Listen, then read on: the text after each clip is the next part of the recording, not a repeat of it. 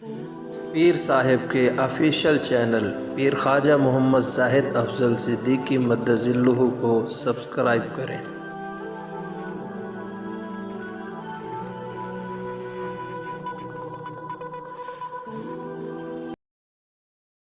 اور دوسرا نقصان یہ ہے کہ یہ آدمی جو بد نگاہی اور بد نظری کرنے والا ہے، یہ امانت میں خیانت کرنے والا ہے، یہ امانت میں خیانت کرنے والا ہے۔ اور یہ بھی اللہ تعالیٰ کے قرآن سے ثابت ہے، یعلم خائنۃ الاعین وما تخفی الصدور۔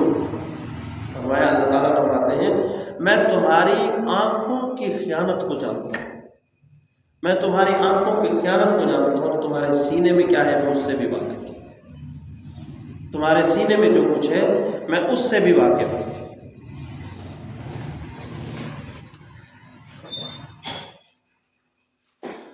یاد رکھو، ہم اپنی آنکھوں کے مالک نہیں ہیں۔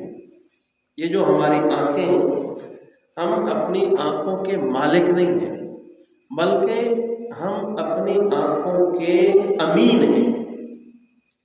یہ اللہ تعالیٰ کی دی ہوئی امانت ہے ہمارے پاس۔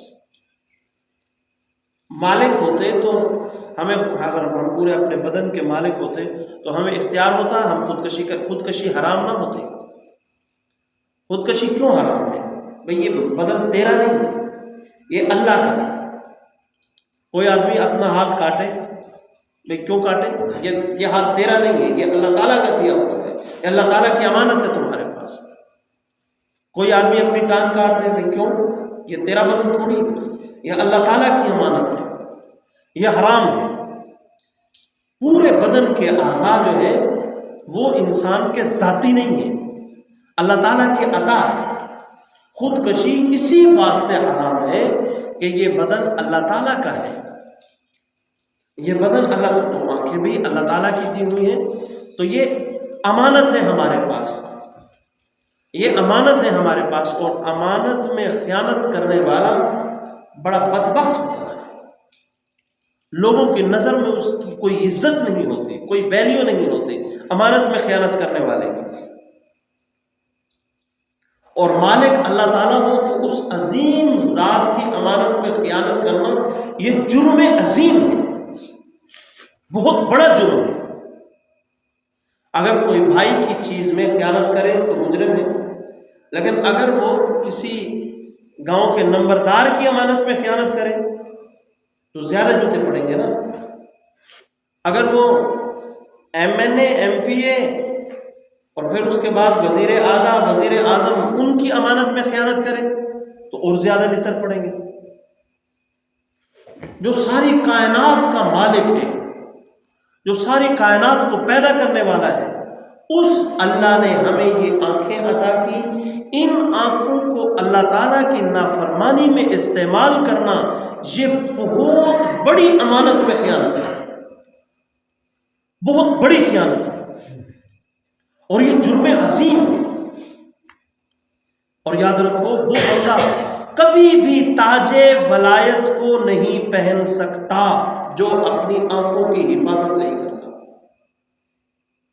ہمارے حضرت حکیم شاہ اختر رحمۃ اللہ علیہ وہ شعر پڑھا کرتے تھے، نظر کے چور کے سر پر نہیں ہے تاج ولایت، نظر کے چور کے سر پر نہیں ہے تاج ولایت، جو متقی نہیں ہوتا اسے ولی نہیں کہتے۔ جو تقوی اختیار نہیں کرتا، جو گناہوں سے پرہیز نہیں کرتا، جو گناہوں سے خود کو بچاتا نہیں ہے، جس کے دل کے اندر گناہوں کا خوف نہ ہو، جو اللہ تعالیٰ کی نافرمانی سے خوف زدہ نہ ہوتا ہو، جس کے دل کے اندر اللہ تعالیٰ کا ایسا ڈر اور روب نہ ہو کہ وہ ڈر اور روب اس کو گناہوں سے بچا سکے، وہ آدمی کبھی اللہ تعالیٰ کا ولی نہیں بن سکتا۔ یہ متقی نہیں بن سکتا تو ولی کیسے بنے گا؟ ولی بننے کے لیے شرط اول یہ ہے کہ وہ متقی ہو۔ متقی پرہیزگار کو کہتے ہیں، اور پرہیزگار کون ہوتا ہے؟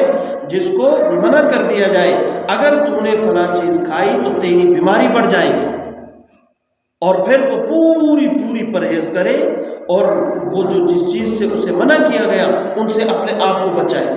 اس کو پرہیزگار کہتے ہیں، بچنے والا کہتے ہیں، جس کو استحضار ہوتا ہے ہر وقت کہ میری بیماری بڑھ جائے گی، میری بیماری بڑھ جائے گی، اور پھر وہ رک جاتا ہے۔ اللہ تعالیٰ کے بارے میں بھی یہی انسان کی جب سوچ بن جائے کہ میرا اللہ مجھ سے ناراض ہو جائے گا، بس سمجھو کام بن گیا۔ وہ ایک بزرگ نے بڑا پیارا جملہ کہا کہ ڈاکٹر کے کہنے پر ہم میٹھا کھانا چھوڑ دیتے ہیں لیکن اللہ کے کہنے پر گناہ نہیں چھوڑتے۔ ڈاکٹر کے کہنے پر شوگر میٹھا کھانا چھوڑ دیتے ہیں لیکن اللہ تعالیٰ کے کہنے پر گناہ نہیں چھوڑتے۔ کاش کہ ہم نے اللہ تعالیٰ کو ڈاکٹر جتنی ہی اہمیت دے دی ہوتی، حالانکہ اللہ تو بہت بڑا ہے، اللہ تعالیٰ تو بہت عظیم ہے۔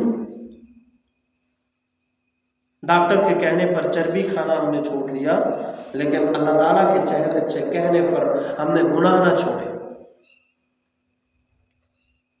تو اللہ تعالیٰ نے جو ہمیں امانت دی ہے اس امانت کے اندر خیانت ہے اور عظیم الشان نافرمانی ہے، بہت بڑی نافرمانی ہے جو بندہ اپنی نظر کا غلط استعمال کرتا ہے، بدنگاہی کے گناہ میں مبتلا ہوتا ہے۔